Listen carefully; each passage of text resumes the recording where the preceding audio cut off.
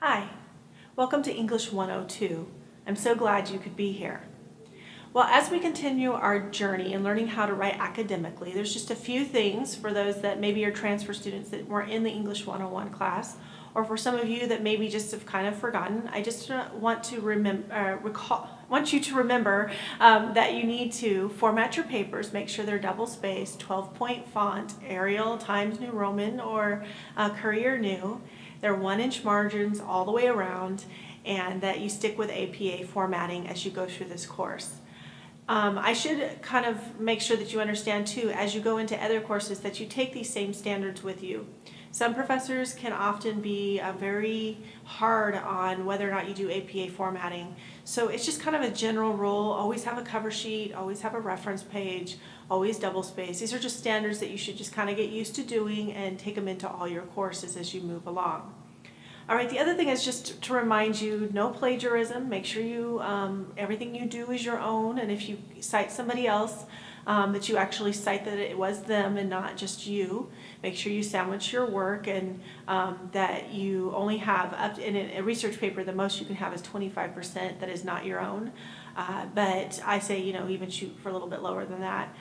But anything you use, if it is not yours, make sure you're citing it.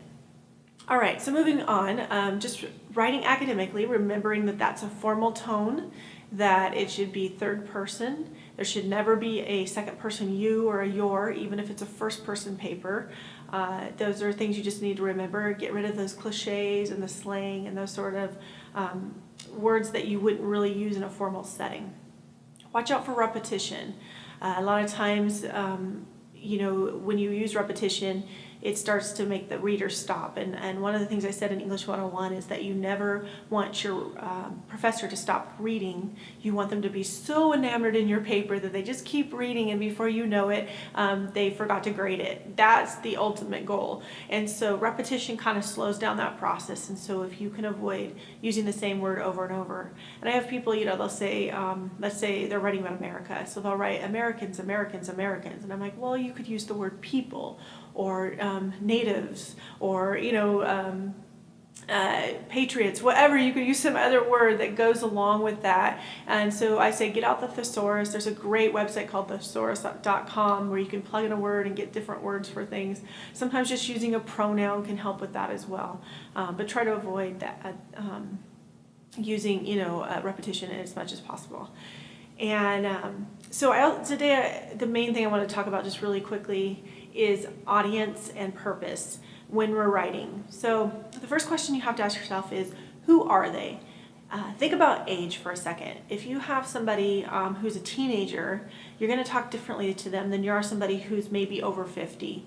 If you have technology, let's say the paper was about technology, you might not have to explain all the little nuts and bolts to a teenager who's been brought up in technology since they were born. And then maybe you're doing a paper, instead of technology, you're doing that paper to somebody who's in their 70s, trying to teach them how to use technology. It's going to have to explain everything. It's going to have to do it in detail. Same difference if you're talking about World War II. Somebody who's 70 lived through that, so they might not need all the explanations that somebody who's a teenager, they would need more explanation. So hopefully you understand that age can really affect it. It affects the language you need to use. It affects what you need to define. All of that. Gender sometimes can be a big difference. I tell people all the time, don't forget that women often are emotional beings and men are often logical. And so if you're going to write a paper to one gender or the other, you have to keep that in mind. If you're writing to both, you need to make sure that you cover both. So for instance, if you're writing a paper to just men, your paper may be more logical and it can just get to the facts and not have to have a lot of fluff. If you're writing to just a woman, you could, probably, you still want to have logic, but you could be more emotional, in your paper.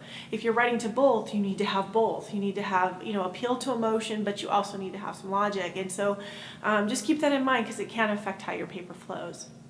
Social and economic status.